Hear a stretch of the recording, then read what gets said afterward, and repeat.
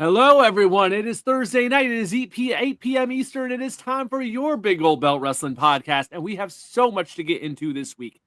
2 nights of SummerSlam with returns, title changes, surprises, so much to cover. We'll get into all of it tonight, plus major news from WWE and ESPN. We got a new tag team coming, folks, and it's going to be interesting in 2026. All that and more, folks. Get ready. Your Big Old Belt Wrestling podcast starts right now. Big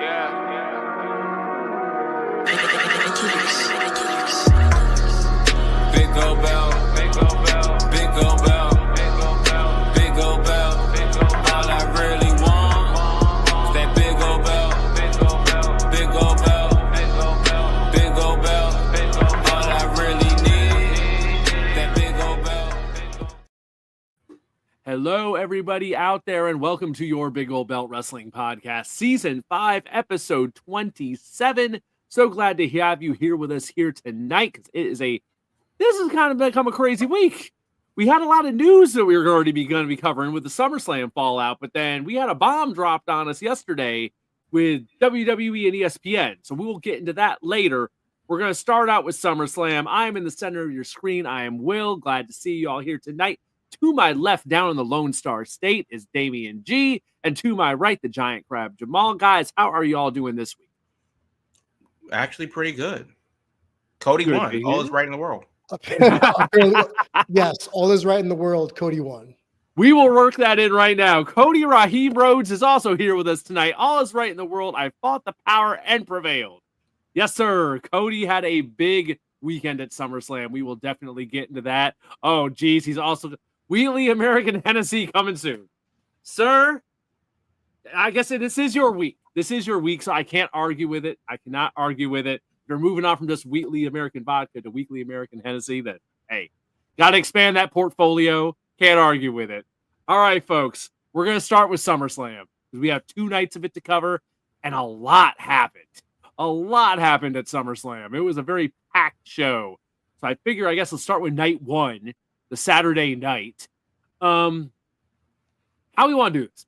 Damien, how about we do this? I'll throw to you first since you weren't here last week.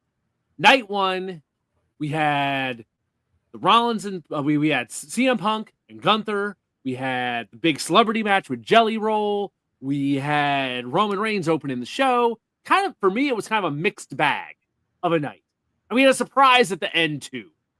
What was your, I guess, biggest thing for night 1 of SummerSlam, of the Saturday night show? Just the cash in. That's pretty much what sticks out to me, only because in wrestling, you know how it is. In wrestling, it's like, oh, we're going to work you even if it kills us. And in this case, they worked everybody with the pseudo injury back on Saturday night's main event to do it up till now, to do the cash in, which, if memory serves me right, don't a lot of cash ins happen at SummerSlam? One of them that comes to mind is Bryan and when he beat Cena, and then Randy Orton cashes in immediately after. Right. Yep. So definitely. That was the first thing I thought of, actually. I said, oh, this is a repeat of Orton and Bryan. But overall, for night 1, honestly, guys, I'm sorry. I was bored out of my mind. Save for the main event, I was bored out of my mind. Jade and Tiffany deserved more time. 7 minutes was not enough, in my opinion. Good on Jelly Roll trying to do Abyss Big Boss Man circa 2025. That was, that was a nice little throwback with his whole hot tag and all that stuff. But Jelly Roll made an effort. I got to give Jelly Roll credit. I give him credit for the effort, but hey, he took that big bump through the table too. So good on him. But aside from that, and the tribal thief, aside from that, there's not much to really write home about for night 1, save for the main event. Mm-hmm. Yeah, I definitely heard a lot of that from people. That night 1 was kind of underwhelming. I don't know, it was just kind of there. The big story, I think, for most people, is the main event that we had to cash in. That Punk managed to get past Gunther. Here's something to get into. I'll throw this to Crab. Gunther and CM Punk wrestled for 30 minutes. And Lord knows, a lot of people thought that was maybe a bit much, but I also saw people thinking that that's kind of a Gunther thing to kind of grind people out. that it was fitting. So I don't know. 30 minutes of CM Punk in 2025, though.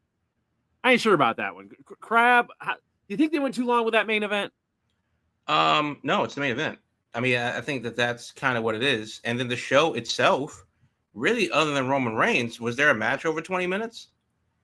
I don't think so. So the opener was 21. So yeah, okay. Everything else. Yeah. So tight. The opener, was a good opener. The main event was the main event, and basically everything else in between was just, a pretty damn good TV match. So yeah, I don't mind the main event going a little bit longer, especially since it is the closed night one of SummerSlam for the World Heavyweight Championship. And then, of course, you get the cash in afterwards, which kind of like bookends everything that just happened. Like, oh my God, this guy's went through hell, 30 minutes plus. Gunther loses. I mean, he loses again. Jesus, who did this guy piss off in the back? And then, it's just to get Rollins the belt. Okay, cool. And then, of course, you end with the moment of CM Punk in the ring, with Rollins with the belt. And that's, of course, a moment. That's how you end the show. Yeah, I mean, I don't have a problem with it at all.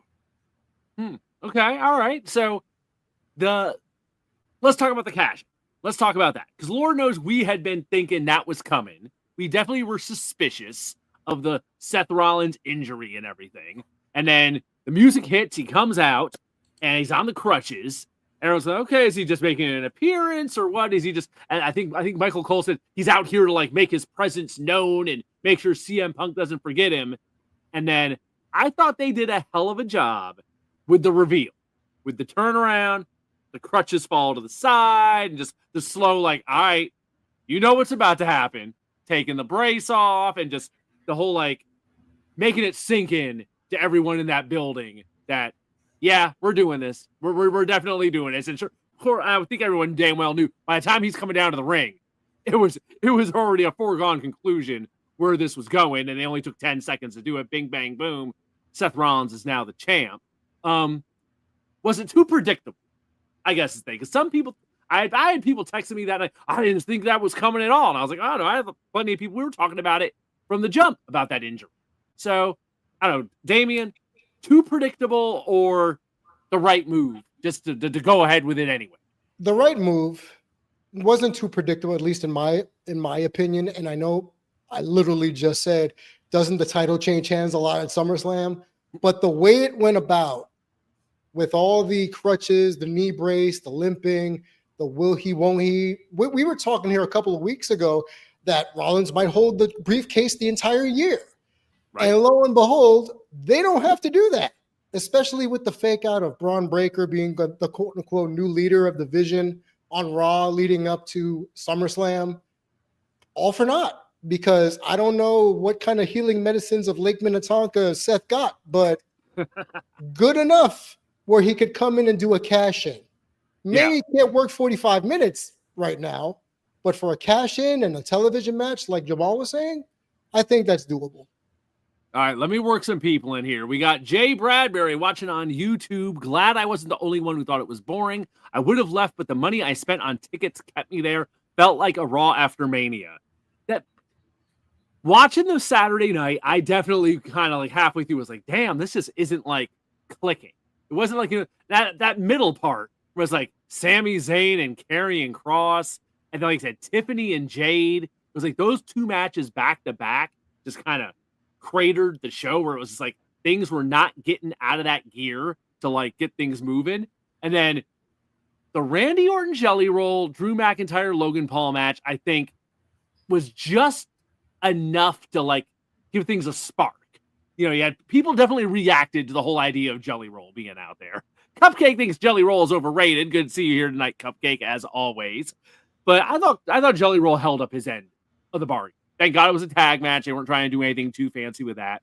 But I thought that part worked good. Now, a key part of that main event that I forgot that Cupcake just reminded me of was Gunther and CM Punk was a great match. I loved the blood, made it believable. That's right. They had Gunther take a shot, start bleeding, and definitely react to the blood. I guess, are we kind of going with the idea, because we had Gunther tap out at Mania, to Sami Zayn. Now we've had him get busted open and lose. Are we making Gunther mortal, or are we just giving him weaknesses, Jamal? What do you think they're doing here? I think they're kind of really biding their time until after the big boys get out of the way. Cody has the belt, or has one of the belts, and Cena's not going to be there after December. How long will Roman Reigns be there as far as weekly? And the reason why I say this is because they're both in the Street Fighter movie that has to start filming soon. Right. We haven't talked about Lesnar yet, and we will, but realistically, it's very crowded at the loft above the top. So Gunther's at the top, still is at the top, but he's not on top of the roof. He's just at the top floor. And there's really nowhere for him to go right now. Nothing for him to do too much until those guys above him, your Cena's, your Reigns, your Cody's, Lesnar, get out of the way, which will happen early next year. We'll be flush with all of that, right? So I think that's kind of why it's kind of like an afterthought. They built him up. They've kind of got to bring him down a little bit, and then they'll build him back up again, because I really do think that this would be the good opportunity for him to go into the Royal Rumble, make a good showing, possibly win it, and then go into WrestleMania. But if not win it, then have a good showing, and then go on to whatever the other second, third, fourth, fifth chance matches they will have until WrestleMania. So we're not really talking about a long time. They just kind of got to get over this next hump of the fourth quarter of the year before January, and then they get started into Royal Rumble season, full stop, just full bore after the new year. There you go. Yeah, I think Gunther's going to get a little break. There was talk about he may have to have a little minor surgery or something, and the time is kind of right for, okay, let's have him take a little break here, right? Month or two off, and then come back for the fall and start heating things up again. I can't imagine Gunther being phased down the card, because they need that kind of bully top of the, kind of, sometimes he's the champ, sometimes he's not, but he's always in the mix there at the top, and a guy who's a credible threat to whoever's there. And I mean, the thing I was kind of thinking when I was watching the show, I was talking about it with my guys I was hanging out with that night, I kept thinking, this might be the place where you have Gunther lose, and when he comes back, you put him on SmackDown instead. Have him flip brands, so he's got new opponents, he's in a new environment, and kind of fresh, give him something different. But between the little break and all that, I think Gunther's going to be fine. I don't think Gunther's in any danger here. No. Because you got to think about it, with Rollins cashing in on Punk, that's their story to go forward for a little bit. Yeah. And then, of course, you have Cena and his retirement tour. That's his story to go forward a little bit. Where does that leave Gunther? And honestly, even the way that you described the way the match ended, Gunther feels like an afterthought, even though they went 30 minutes. So I think it's okay for him to take a step back, pretty quickly, still remaining at the top. The loss doesn't necessarily hurt him. He was just champion. So, I think they are kind of I think they're kind of really biding their time to get this other business out of the way. And then for him specifically, they'll pick it back up. I think Royal Rumble makes sense, but they'll pick it back up sooner than later. Because really, realistically, who do you have as a good, consistent heel at that level? Yeah. That's that steady and dependable, and just right. Yeah, you can pair him up with whoever. Yeah, Gunther's too valuable to take out of that spot. Right. Any other thoughts on night one, guys? Otherwise, I'm good to move to night two. Well, I mean, the question was last week, should there even be two nights? Right. And they're going to do two nights next year again. This may be the way going forward, but that's kind of the thing. We said the night one was not nearly as attractive as night two. And then if it were all on one night, well, which matches do you cut? Which matches go to the pre-show? Which match do you switch to SmackDown or Raw? And maybe instead of having 13 matches, you have 8, you have 9 in one long ish show. But I thought that they would go longer than they did for night one. They only went barely 3 hours. Yeah, 3.5 both nights. Yeah, so it wasn't like this was this crazy long show and it started early too. 6. So Yeah. it wasn't like this crazy long all night affair. It was just a super special episode of Raw. It was Raw Plus. Yeah. I think they were very calculated with the idea of we're going to do the cash in at the end of night 1.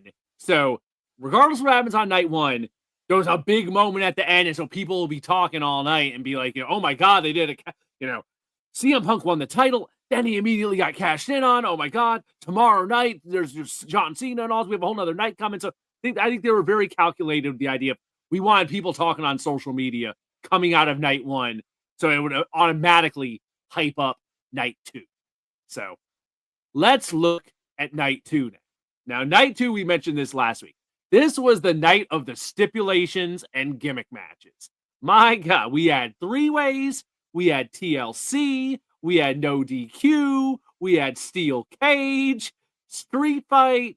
If you had I personally think they should have moved a couple gimmick matches to night 1, because my biggest issue with night 2, definitely the better of the 2 nights, but it was so gimmick heavy and so much just shenanigans and constant, like, there's no disqualification in this. People can run in and just, all bets are off on night 2. And it just, at one point, it felt like it got a little bit repetitive, that every match was going down like that. We had one regular match on all of night 2 with Dominic and AJ Styles for the Intercontinental title. And they found a way to make that interesting with the whole Eddie Guerrero SummerSlam tribute they did there. But I guess let's start with the main event, because we talked a lot last week about John Cena and Cody Rhodes and what they would do. Jamal, you have been talking for months now about the retirement tour. He's going to hold the belt all year, retire with the title, set up a unification or something. And last week we were definitely talking about, is this the end of the heel run? It doesn't feel like it's working. This feels like the time to pivot. On SmackDown, they seemed to pull the plug on it. Folks were thinking it might be a swerve. I mean, Turned it's almost out it like wasn't. you said it. Yeah, they definitely were like, nope, we're pulling the plug on this. And we had old John Cena back for the main event. Definitely the best Cena match we've seen in ages on here. And Cody wins the title in 37 minutes. My God. So they really had a main event.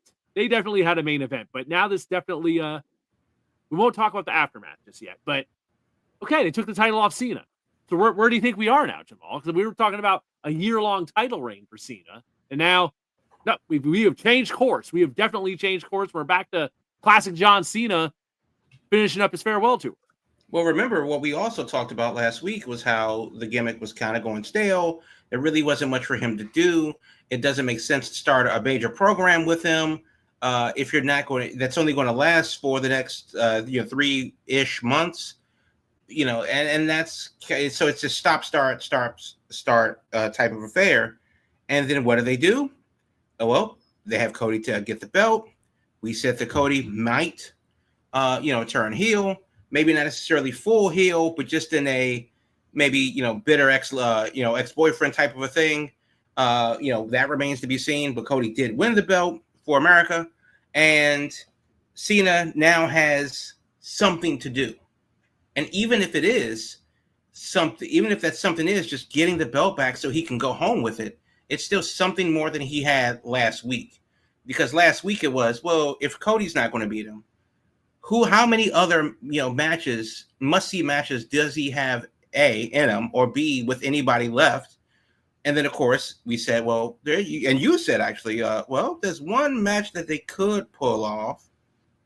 And then there you go. So somebody's listening in Connecticut. I'm just saying. Throw us a bone. Just credit us. That's all we want. Just a little Reports bit of are getting back somewhere.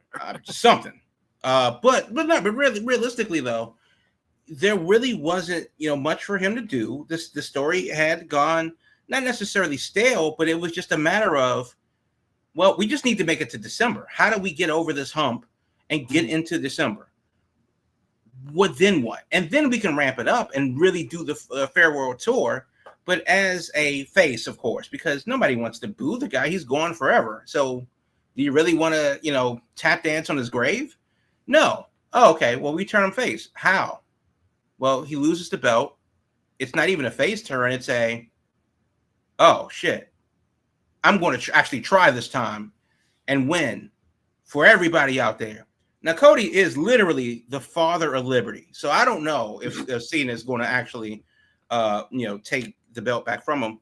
But that's the only thing that he kind of has to do. That's like that's his mission.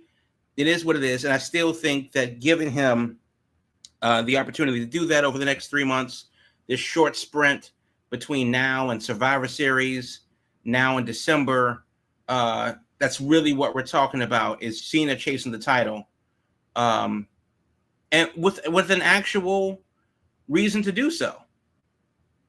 And then also that gives us an opportunity to see the 18-time World Heavyweight Champion, John Cena, which is somebody. Add one more to it, push that record a little higher. Right. So not only could he theoretically leave with the belt, he could push that one and cement it as, the greatest champion ever, blah, blah, blah. So, yeah, there's a lot on the line all of a sudden. And then it really doesn't take any massive doing on Cena's part because, oh yeah, he's kind of a dick. Let's go win the belt. Let me go back here to the comments. Jay Bradbury, again on YouTube. The pacing is horrible. Ad match, ad repeat. The ads got up to 3 hours. Definitely a lot of ads as always. It felt to me like night 1 suffered more from that than night 2. I thought night 2 just seemed to flow better overall. I think most of the matches were hitting. The only thing I didn't like on night 2 really was that cage match. The cage match did not do much of anything for me. Everything else, though, I really dug. But that's kind of the problem, though. Night 2 was the better night. So even if it was the exact same with ads and match placement and product placement and stuff like that, it didn't really matter because the next match was actually pretty damn good. Right. The matches were at least so hitting. The fact that you can focus on something other than the fact that you're seeing, more ads and product placement means that something's wrong with the stuff that's in between the ads. Yeah.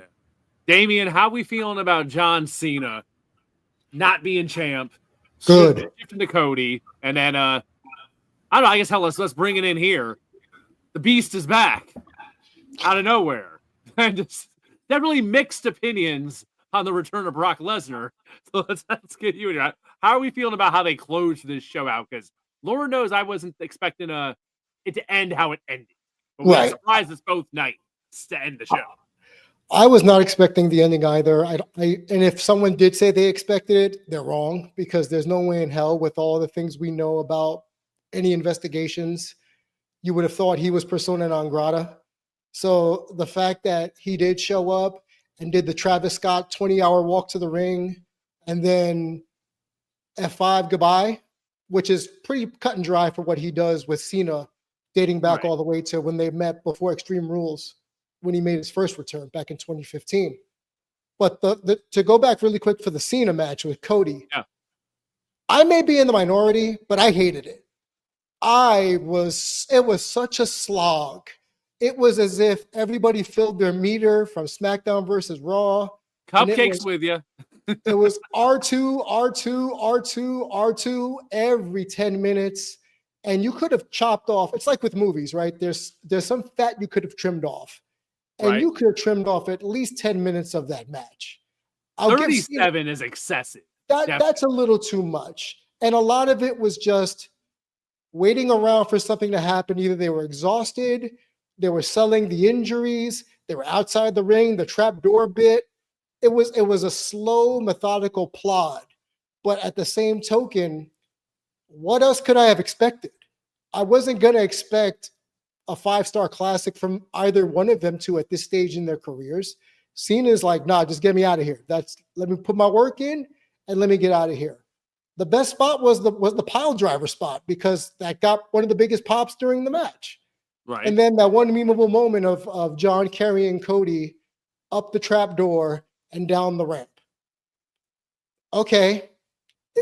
I'm sorry, y'all. It just was not entertaining at all. This has been the problem with Cena's return, and I know I've brought it up before, where I'm glad he's finally stopping, because he doesn't have the step anymore. It's not about ring rust. He doesn't even have the athleticism to do what he did maybe even 3 years ago. And that's okay. That's normal. That's age, right? Right. But something else I noticed, and I hate being that guy, some of the strikes and the moves that just missing by a mile. I saw online people were bitching about Becky and Lyra missing spots. Don't give me that when Cena and Cody missed at least 4 to 5 spots, blatantly missing. So it was boring. I'm glad it's off him. Now we can do the Cena's greatest hits. You want to do another Punk match before he leaves? Cool. You got person not named coming up, hopefully at Clash in France or wherever it is. But aside from that, I just couldn't stand it. Well, Cupcake's asking, will we see Lesnar versus Cena? I think it's pretty clear we're going to see it. It's just a matter of how soon. How do we feel about them bringing that back? That's for the John Cena greatest hits tour. I mean, clearly it's one of his biggest career rivals, but I don't think it was on our radar that this would be happening this year. So, I mean, to be fair, you literally said it last week. So there is that. Throwing ideas out, but yeah, I don't know. I mean, you literally said it last week. Right. But to be honest, okay, take the allegations and put them in a box and put that box inside of a lead box and lock it for a second. I would rather see Lesnar than The Undertaker. I would rather see Lesnar than, anybody from Cena's era, not named Punk, that you could probably name, or that they've done already. I don't need to see Cena and Orton again. I don't need to see Cena, or you want to give me somebody new. And this is what I've always been saying, hey, I think it should be one of the big NXT guys or, one of the new young guys to maybe retire or have Cena's retirement match. It would be a good face move for Cena to say, listen, I've done it all, but you know what I haven't done? Carmelo Hayes step up. And I've said that before. Mm-hmm. And I think that they should open challenge. Bring back the Cena open challenge again. Something along those lines. And do the whole thing. As far as Lesnar goes, I would rather see that now while both of them are viable than digging up somebody just for a spot in Saudi Arabia or something like that. We saw what it looked like when they dug up Goldberg. They somehow got 30 minutes out of Punk, with Rollins, but there aren't too many, marquee options because realistically, the only other person than Lesnar is The Rock. And does anybody want to see Cena and The Rock again? We can't do him. Can't do Triple H. We already did Orton. So it's as far as big career opponents, I mean, there's few that aren't tired or haven't already been done. Right. So there's not really that much left. And that's something that they can string along for a good long while before they have their match. And then Cena gets back to dealing with Cody and then wins the belt and goes home. I still think that's very possible to happen. If you want to complain or make the comment about, the allegations about this and that, then, you're fair enough. Absolutely. And that's kind of where the surprise comes in. But maybe they know something that we don't. Maybe they know something that they're not sharing. Or maybe they don't give a shit and they've just run out of options to say, hey, I would rather could easily be either one. Yeah, I'd rather ask for forgiveness now, later, and do what we need to do now, than ask for forgiveness now and have them tell us no. So, they say hey, it's the internet age. You'll be mad for right now, but by Wednesday, you'll be okay until the match actually happens, and then they'll be mad for a week, and then So we'll see. It's all really about the presentation, and about the match being 37 minutes. Just really quickly, Cena's not AJ Styles. Cena's not Petey Williams. Definitely not. Cena's not a lot of guys that can actually. I don't want to say wrestle but Cena's a very, very good WWE wrestler. So is Roman Reigns. So is The Rock. So is Hulk Hogan. And up in that level. They're very, so is Cody Rhodes. Cody Rhodes is a great WWE wrestler. And if you don't know what I'm talking about, watch Cody in AEW compared to literally everybody else when he was there and at the top. It was a night and day difference in the way he presented himself and the way that they presented themselves. It is what it is. So for a WWE match to go 37 minutes is 20 minutes too long for a WWE match. Yeah.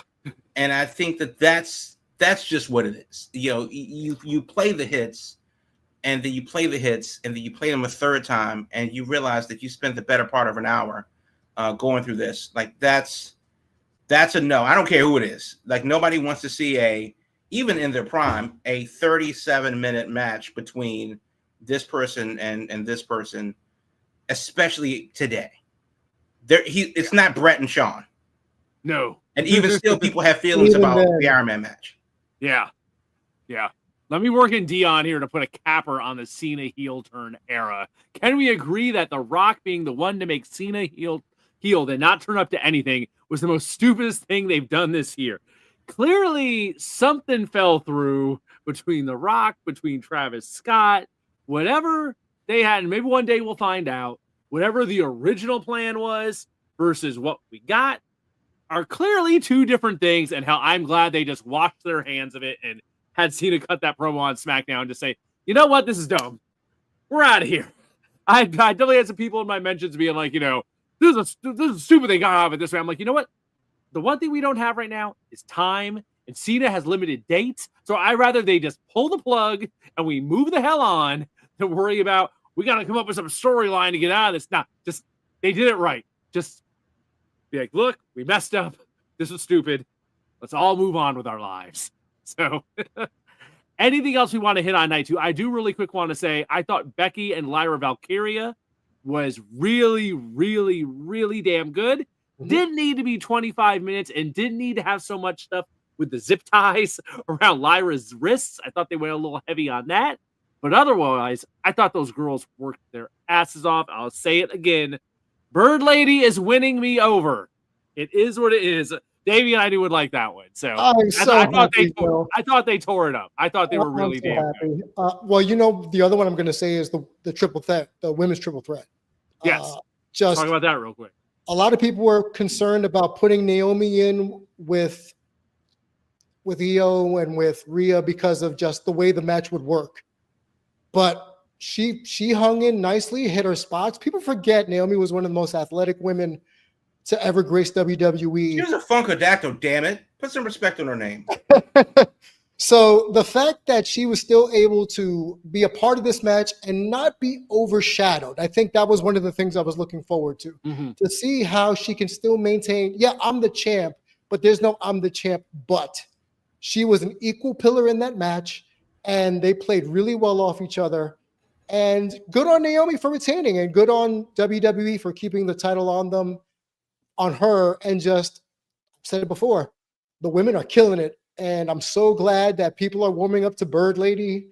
I saw on the internet that at first she thought people were insulting her, which they were, but now apparently it's a term of endearment. Mm-hmm, mm-hmm. Don't care. As long as Lyra gets some good screen time and some ring time, maybe now she can get elevated up the charts a little bit and then maybe move into a main event angle with whomever. So good job, ladies. All right. Any other thoughts on night two, or is it time for our mid-show break? We're going to break. We're going to break. All right, folks. Thanks for being with us here. We had a lot to talk about with 2 nights of SummerSlam.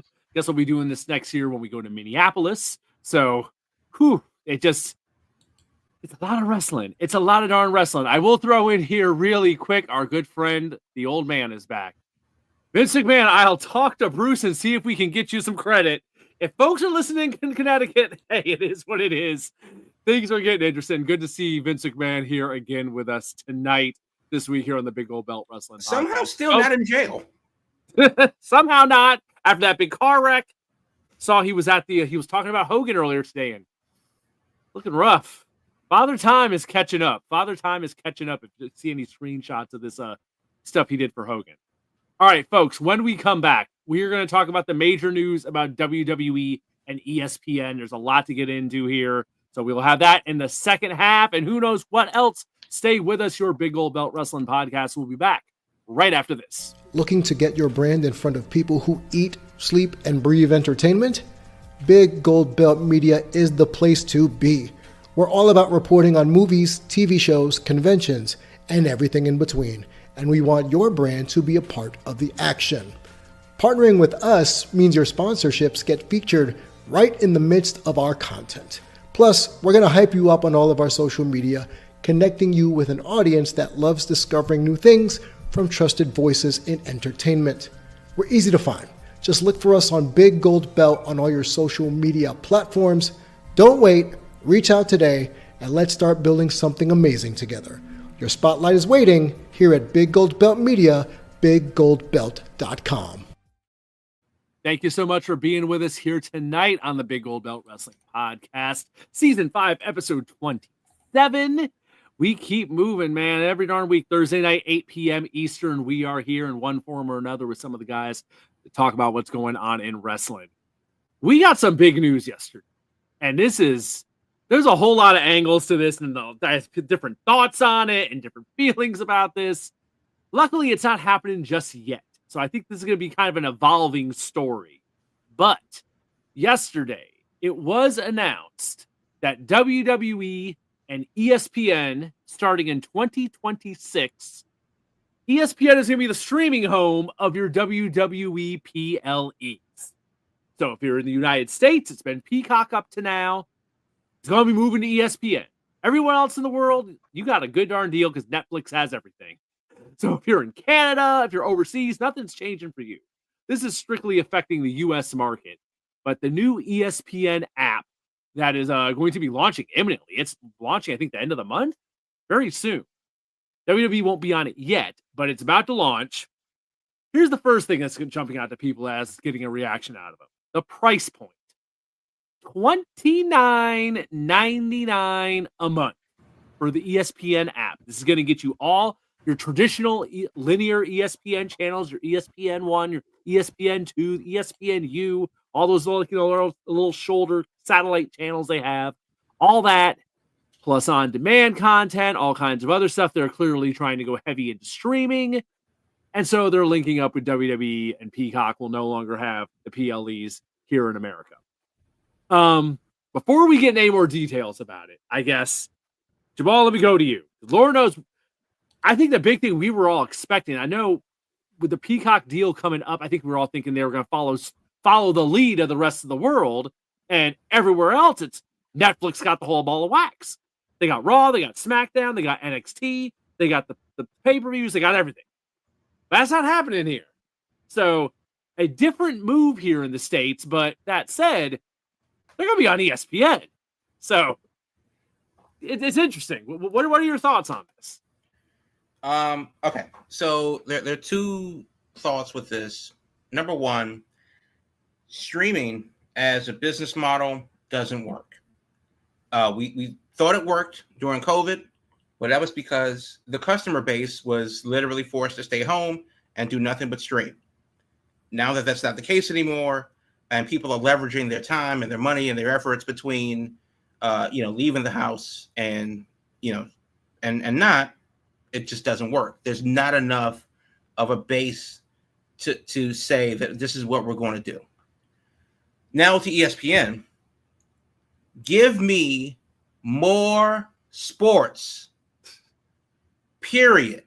You have one job, and that's to bring me live sports from everywhere in the world whenever I'm up. And I'm saying this as a person that watches baseball in America, and Korea, and Taiwan, and Japan. I watch rugby in Australia, darts in England, cricket in India. Give me all of the sports from everywhere. Now, of course, that cost a metric fuck ton of money. If the NFL is charging billions of dollars for a multi-year licensing with the major networks, the NBA, they're up to a couple $2 billion. This WWE deal is $1.6 something billion. Licensing live sports is hideously expensive. But if you're telling me that, you get SportsCenter, I don't care about SportsCenter. SportsCenter isn't live sports. You get the Pat McAfee show. Well, unless he's kicking 50-yard field goals, I don't give a shit about what Pat McAfee has to say, or NBA Countdown, or NFL Live, or whatever inside the NBA, which is going to be on ESPN because they left Turner, or College Game Day. Give me live sports and sports entertainment. because now that WWE is going to be on there, I wonder if they're going to do what Disney Plus did and charge the Plus premium to watch movies that were first run on their theatrical release date. Yeah, people were worried about that because that's Right. how they run UFC. They have confirmed the WWE stuff will be included in the thing. They are not going to upcharge like they do for UFC, where you got to have your ESPN subscription and then you got to pay another $80 for every show. They're not going to do that. They have said. Now, let me ask you this. Yeah. So AEW has a pay-per-view, and it is a pay-per-view. It is $50. You pay one time. That is what it is. But the way that they book their shows in the more traditional sense, it's a pay-per-view because it's the thing that you have to watch. The way that they've booked their content all culminates at this pay-per-view, Forbidden Door in London in about 2 weeks, 2 or 3 weeks. That's the show that you got to see. All roads lead to London. It doesn't matter what's going to happen before or after, but if you want to be around the water cooler on Monday morning, you're going to have to pay the $50-ish to talk about what's going on in London that night. WWE has long since pulled the plug on the value of their pay-per-views and turned them into premium live events, and they've given us less, they've given us more, but the fact that WrestleMania costs the same price as SummerSlam, which costs the same price as NXT, or the Great American Bash, or Great Balls of Fire, or whatever it is, that honestly has changed the way, I view WWE as a whole. Their shows really have been neutered by the fact that they don't have this substantive heft to it because, it's WrestleMania. I'll DVR it later.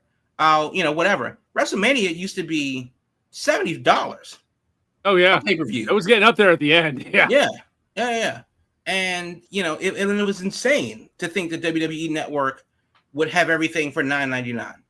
Yeah. And now that it's a part of the ESPN thing, realistically, because Disney Plus is still hemorrhaging money, how long before ESPN just melds into Disney Plus? Hulu's shutting down this year. Right. They're already making that move with Hulu. So Hulu's shutting down, which is jointly owned by a bunch of networks in ABC. They're going to merge into Disney Plus. Why not do that to ESPN? You can already bundle the two. So why not just put the whole damn... Oh, yeah, because it's called cable. All right. It's just Disney branded cable all over again. But realistically, the question is, this will be, the third time in 4 years that they've moved major, distribution homes in one way or another. They left cable, they left Fox, they left the USA Network. They got onto Netflix, and then they're switching. They're leaving, USA again, and then they're going to ESPN. And now Peacock to ESPN. And Peacock is the one that I couldn't think of. And to ESPN. Does this kind of, are people going to keep up with it? Because now it's another thing. At first it was, okay, well, Peacock, but I like Peacock, and WWE is a plus. Now I got to get ESPN for your $30 a month, and that's not even included in Disney Plus. I mean, I don't know if people are willing to foot that bill. Yeah. If we can't get people to pay $50 for AEW, this is just for the premium live events, right? No, this is for the app. This is for the app. This is for the ESPN app. So the same deal like Peacock, where you're getting the whole app, everything that's going to be on it, but WWE is a part of it. They're not charging $30 for their shows. It's just part of the ESPN app, which will be $30. No, but that's what I'm saying, though. Like, what other coverage does ESPN actually have? They have baseball on Sunday nights during the season. Mm-hmm. They have basketball on like Wednesdays and Fridays, and I don't know how well that's going to change. ABC has hockey on the weekends. I want to say Saturdays. And they'll do golf and NASCAR, and I think F1's coming to ESPN as well. That's cute, but then that doesn't bring the WWE network over. Right. Yeah. So if I don't really care about any of those sports, and I'm sure there's some overlap, but if I really don't care about any of those sports, which they don't have often enough, and that's part of the problem. That's why I can't justify $30 a month. Is for what? The premium live event that doesn't really have any value anyway, or for the other sports that I can see in so many other avenues. I mean, as much as I love baseball, I don't watch the ESPN shows because I watch any game I want on Sunday. I don't have to watch the thing at 7:00. So I don't know. I think that this is a really risky move, but ESPN put up $1 billion for it.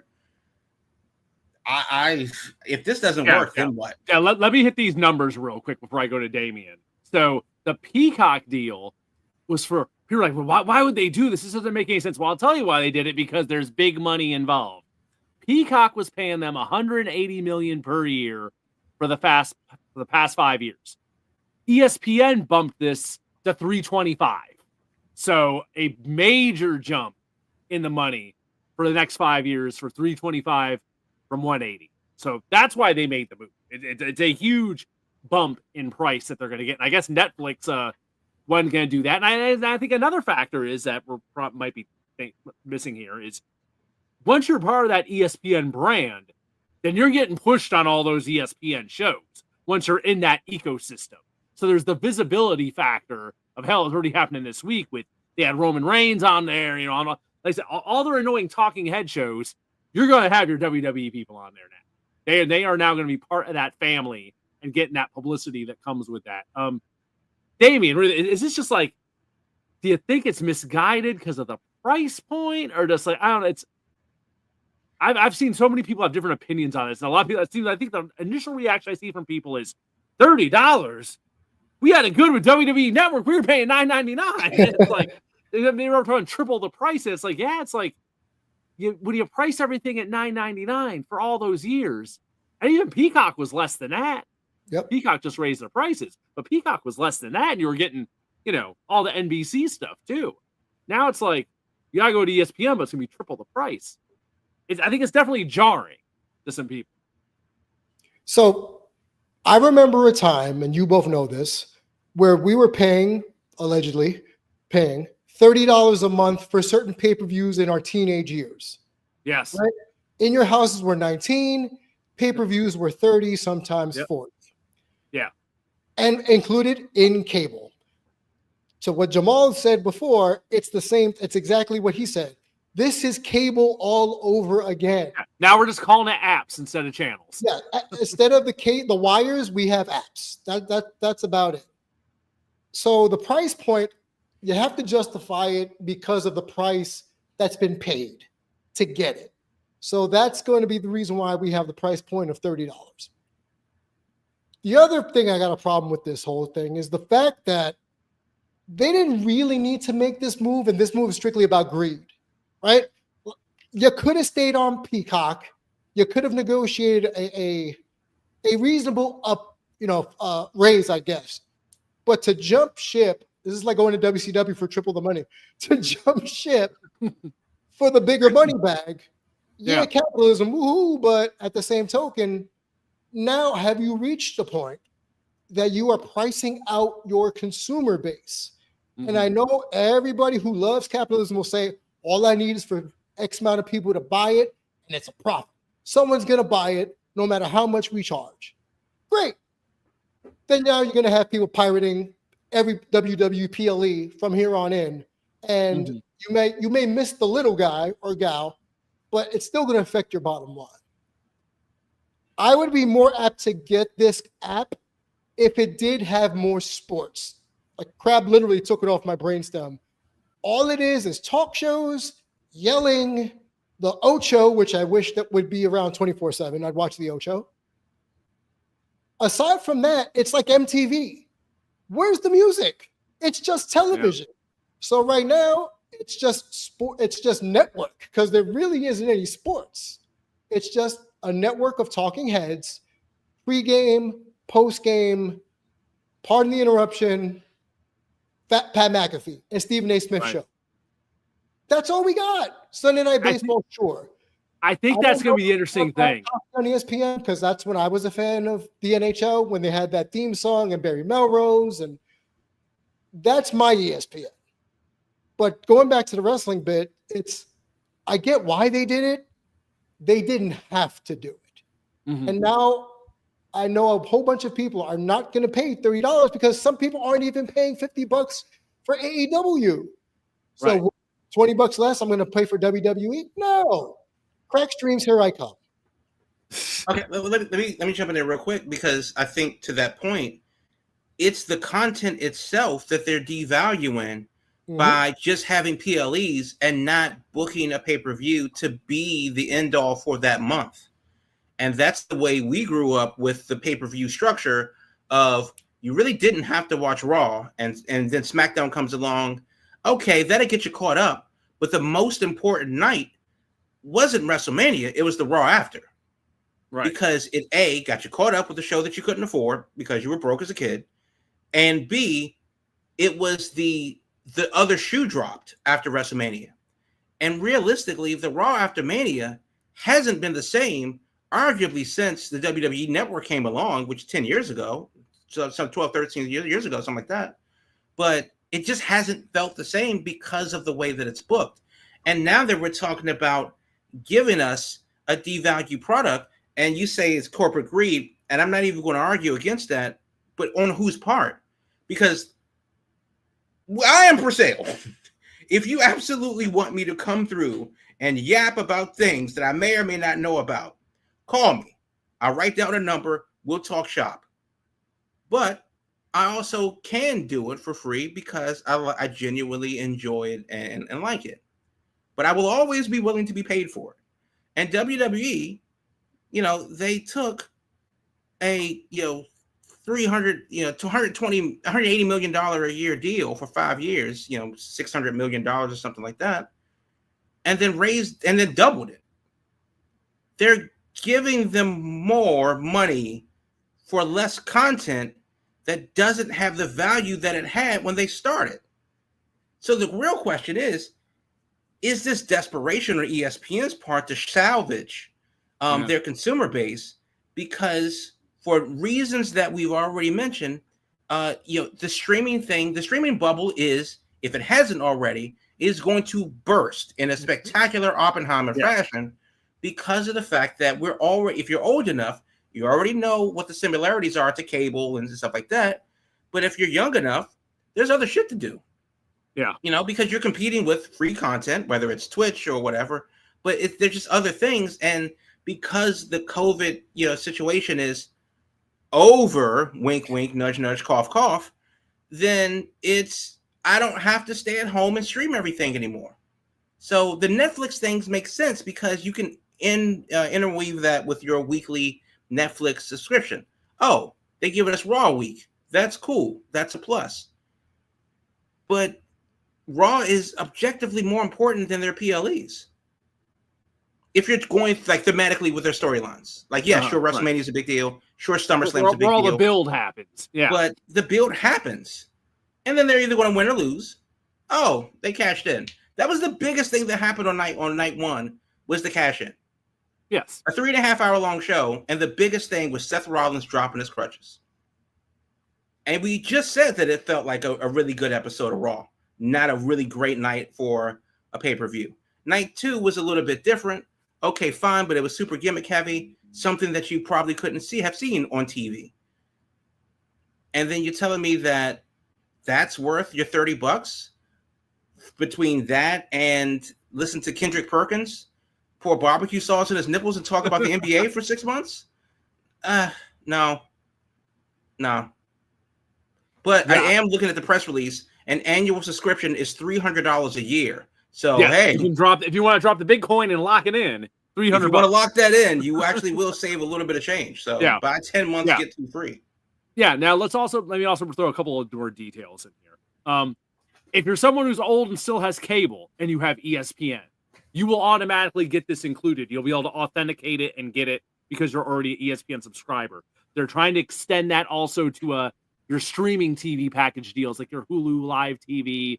Probably, I would assume they're trying to get YouTube TV in there. So they're very much trying to work it out to where if you already have ESPN through another service that you're subscribing to, then you're not going to have to pay the $30. You'll just have to link your accounts and it'll work for that. So there's a lot of people I know that were like, oh, wait, I still have cable. And I was like, oh, okay, well, then you're set. You're not going to have to pay the $30. I think the thing ESPN's really figuring out is they know that $30 price tag. Most people are going to hear that and be like, oh, hell no. Because now these are streaming services. typically are that much money. You know, even your most expensive Netflix plan isn't that much damn money. So I think they are very much looking and being like, we have to get as much damn content as we can. So I think the only way they're going to be able to sell this thing is going to have to be like, just like they're doing with this. We're the home of your WWE PLEs. We're the home of this. We're the home of that. They're going to have to get like exclusive stuff that you're only going to be able to see on there. Otherwise, I don't see how this is going to work without them dropping that price down. You know, $30 for a streaming app is up there for sure. So we've actually been talking about 30. Realistically, if you wanted to go all in, it's Disney Plus, Hulu, ESPN Unlimited bundle with no ads on Disney Plus and Hulu is $45 a month. If you want ads, Disney Plus and Disney Plus and Hulu, that's $36 a month, and then the regular ESPN monthly subscription is $30. I would argue that the Disney Plus Hulu without ads for an additional $15 a month may be the best bang for your buck if you don't have any other streaming services at all whatsoever, and you really like that content. You could get all of it at once, ad-free, you know, good on you. But it's not that, because everybody has something right now. There are very few people that just don't have any streaming services whatsoever. Why would they get this? Because, you know, it just doesn't make sense to, I don't know. ESPN just doesn't offer enough sports like live. I mean, that's just for me. Yeah. Well, and also look at it this way. If you're a WWE fan right now, if you're looking to watch all the WWE content right now, so we got Raw's on Netflix, so you got to have Netflix. You're going to have the PLEs moving to this, so you're going to have the PLEs on ESPN. We got SmackDown is still on USA, so that requires cable or some sort of TV streaming thing of some sort, like a YouTube TV or a Hulu Live TV. Then you got NXT is on network, so you throw up your rabbit ears for that. Best bang for your buck right there. Watch NXT. Well, that or also maybe Evolve on Tubi. Let's not forget about Evolve on the Tubi app, since that's free. But yeah, we talked before about how they have made a very concerted effort to make sure that they are everywhere. They have something everywhere. And I think that the one thing Peacock still has that is not mentioned in this deal. Peacock has the archives. So what's going to happen to the archives? I was going to ask that. Okay, good. Yeah. ESPN is not getting the archives. It's just the PLEs. So do you think maybe the archives maybe stay on Peacock with maybe I heard a rumor of this. What if TNA gets on Peacock? You have like the TNA NXT stuff on Peacock with the archives. It's kind of like a sister thing. I don't know. Obviously, Peacock will be paying a lot less for it than they're paying now for that package. So there's still stuff up in the air here, but you know what they are going to get. What's that? Have all of this bullshit happening and we can't get Ring of Honor on TV. Like what are we doing here? Like, we've been talking about that forever, since the relaunch.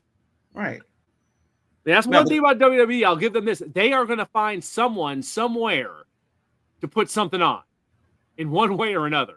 They got these partnerships now. But ESPN came to them with a dump truck full of money and said, yeah, you got to deal with Peacock. We're going to double it. And we just want the pay-per-views. Yeah. Why are they paying $1 billion a year? Just for pay-per-views. $350 million a year for 12 shows. Yeah. That's insane. Yeah. Oh, and another little wrinkle of this. They did say also select events will be broadcast on ESPN also. That they're going to put it on traditional ESPN. So that's going to be a whole other little detail in this. That'll be interesting to see how it shakes out. This doesn't happen in 2026. I'm assuming, I would guess, they got to be launching this with next year's WrestleMania. I would think has to be the deal. So, well wait a minute. So you're going to be very interested. That's what, like 8 or 9 premium live events a year. And then there's like the NXT stuff, right? There's like, 6 of those? Apparently NXT is not part of the deal. That's why there's talk they may still be on Peacock. This is just the WWE pay-per-views. Your Backlashes, your SummerSlam, your Royal Rumble. It's just those. Just the WWE pay-per-view calendar. Not It NXT. makes less sense now. I mean, it absolutely makes less sense. Why would They they got pay a ton of money just for that. It's wild. double for what are we talking 12 shows max? Not even that, probably like 11 or 10. Right. They take I mean, December I'm thinking the Saudi shows count because they usually just sneak those in randomly. Yeah, it includes those. So yeah. Yeah. Your But, mainline WWE pay-per-views. That's what this is for. That's insane. It doesn't make sense at all. And that's not even, and that doesn't even scratch the surface on what I want from them as a supplemental service. I'm talking about 18 hours of live sports a day. Every day. Except Christmas. We can just give you the NBA game. That's fine. And then the boss man must be watching. Does this make everything basically free with subscription? If you can turn $30 a month free, then I don't know. Yeah, $30 price tag is what that, it is. You know. Well, yeah, it's like what Jamal said. Just bundle everything together and just make it one set price. Yeah, and that price is $44.99 a month if you want Disney Plus, Hulu without ads. That's the most you can do with the new ESPN app. I just think I don't think it's insane. Yeah, this is very much going to be a developing story, and I think the first shoe to drop is going to be how this launches in a couple weeks and how quick they see subscribers jumping on. And I'm very curious to see how they market it, because at this point they won't be marketing it on WWE. They'll save that for next year. They got to market it on what they have now. So how they get people to bite on this one. Well, the market is going to be interesting because I wonder how many people will put down Peacock or put down Netflix because they think that everything is jumping ship, because the headlines have been WWE to ESPN.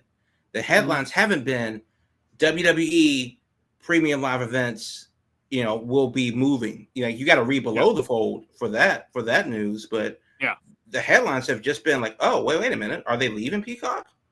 Oh, yes, just the pay-per-views. Oh, that's not initially what I thought it was. There's a lot of fine print in this deal. Yeah. A lot of fine print. Yep. Boss Man asked about the UFC by paywall by month. They're not doing that model, Boss Man. They've confirmed it's $30 and you get the shows. You're not having to pay $80 or whatever on top of that, like they do a UFC.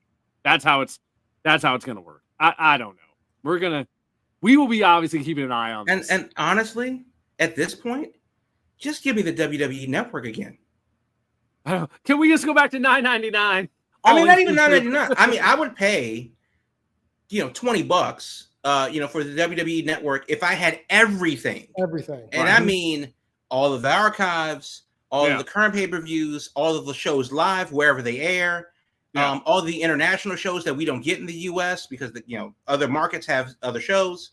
I want it all. And I want it at a place where I can get it. I don't want to have to jump through 17 different apps just to find a week's worth of shows. Yep. There you go. All right. Yes, boss. Everything for $30. That's the deal. That's how they're working it. He came in late, I guess. Didn't hear us break all that down. That's Somalian internet. He's on a delay, so it's okay. There you go. All right, we have had a packed show tonight. Anything else you guys want to work in before we wrap this up? Yeah. Okay, so real quick, a bit of different news. I want to read this because this was posted about 2 hours ago at this point on the Twitter machine. This is from Jonathan Gresham, personally one of my favorite wrestlers ever. And he says, and I quote, 2 days ago, I woke up and couldn't walk or move the left side of my body. I couldn't see and could barely talk. It took me 30 minutes to dial 911, but I finally did. Woke up in the hospital, couldn't remember what happened. They told me that I had done an MRI and I had 2 strokes. I've had a lot of tests run and everything's come back clean.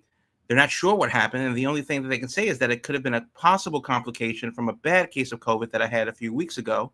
They said they may never know the exact reason. Needless to say, I will be taking the next 2 to 4 weeks off of wrestling to recover, to get fully cleared by my neurologist. My wife, Jordan Grace, saw me get carted off from the house on our Ring doorbell camera, and in the tweet there's a picture of that, and somehow flew from Orlando to Atlanta in time that she was there when I woke up. I wasn't fully convinced that I had a stroke until she showed me this photo of how my face looked in this photo, and he looks like he got hit. He looks like the Big Show when he got hit by the 2x4 from the Undertaker. Oh yeah, I'm looking at it right now. Yeah, very, very puffy. Definitely a little bit of the palsy setting in with droopiness on the left side of his face. I wasn't fully convinced that I had a stroke until she showed me this photo of how my face looked. I never thought this would be something for me to worry about at 37 years old. I will be back soon.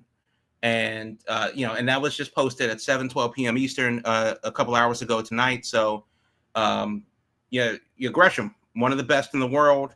And, it goes down like that and he's recovering. So, good on him. Hopefully he recovers quickly. But also if you've had one stroke, you'll probably have another one. So, that's just life comes at you hard, and fast, but definitely hard. So, if you believe in prayer or anything, send some best wishes to Jonathan Gresham and Jordan Grace, because, both the Greshams are going to need a little bit of a good word wherever you are. So, interesting bit of news that coming in lately, but goddamn, that is shocking to hear. That's wild. Yeah, no, definitely good vibes to Jonathan Gresham and family with all that going on. So, crazy stuff happening in wrestling, man. I tell you. All right. Thursday nights, 8 p.m. Eastern, your Big Gold Belt Wrestling podcast is streaming live each and every week right here on YouTube, on Twitch, on X. Got the stream everywhere we can get it. So Thursday night, 8 p.m., you can find us right here. The video feed lives on after the fact on YouTube along with the audio. So if you came in late tonight or you're checking us out later, we have the backup feed on YouTube for you at all times, so you can check it out there. On social media, you can find us at Big Gold Belt across the board, whether it's X, Instagram, Blue Sky, you name it. At Big Gold Belt is where you can find us. And of course, on the web, Big Gold Belt Media can be found at biggoldbelt.com. Wrestling, movies, comics, and more. Let's see. Last week remind me of the movies last week. What was our big movie last week we were talking about? Well, The Naked Gun came out last week, and I thought that was I've heard very mixed things about that now that it's been out. I liked it. It was 60 straight minutes, 65-ish straight minutes of jokes. Okay. The movie's 85 minutes long. So Okay. take that for what it's worth. Obviously Liam Neeson is not Leslie Nielsen, but he did a damn good job of it. But yeah, it's not a classic, but it's better than it should have been. Okay. Because I remember last week, the initial reviews are like, oh my God, it's great. And then it seemed as the weekend went on, people were kind of like, I don't know so much about that now. So anything coming out this weekend of interest? The short answer is no, but you have that weird movie Weapons that's coming out this weekend. That looks somewhat interesting, about these missing kids from literally one teacher's classroom. What the fuck is going on there? Freakier Friday, because everybody's been asking for that, is coming out this weekend as well, with Lindsay Lohan and Jamie Lee Curtis again. But that's kind of like the two big things that are happening this weekend. If you want, ignore the reviews, watch it for yourself. But if you're a fan of the Omniscient Reader series, the movie came out. It's actually not as bad as the internet says it is. I was sports entertained, but I've also never read the original comic, so that's a thing. If that's your jam, if you sort out on a line type of a situation, but similar deal, it's actually not bad. And the last thing, of course, is Bad Guys 2, together with Dave Franco, which is weird as hell, and Sketch, and that's like the third movie of this type where people's imagination comes to life. Kind of getting sick of those, but that's also out this weekend. Okay. All kinds of stuff going on. We're getting into the tail end of summer here, so most of your summer blockbusters are out. So I guess if you go to the theater, you have choices. There's no shortage of choices right now, especially if you have. Oh yeah. You could always the Eminem watch movie, the Eminem documentary is also out this weekend too. Damien threw in that damn War of the World. I bet that become a meme very quickly. I'm tempted to see how long I can last watching it before I just rage quit. Oh man. Yeah, I hear it's terrible. Well, there you go, folks. Big Gold Belt Media, wrestling, movies, comics, and more. We are your one-stop shop, so you can keep up with everything entertainment at biggoldbelt.com. And like we said, on social medias, at Big Gold Belt is where you can find us. All right, folks, we will be back next week. We don't have any big shows this weekend, so next weekend we might be more of an open show where we can get in some different kind of topics. I don't know if we're having any more dirt on this ESPN deal, but we will see, because we will definitely be keeping our eye on that over the next couple of months. But until then, watch some wrestling, take a rest from all this SummerSlam action, and maybe start saving up $30, because some of y'all might want to have that in a couple months. So start saving some money away to the side there. Until then, I will talk to you later. We'll hope you see you next Thursday night. And until then, watch some wrestling. We'll talk to you later. Bye. All I really need, that big old belt.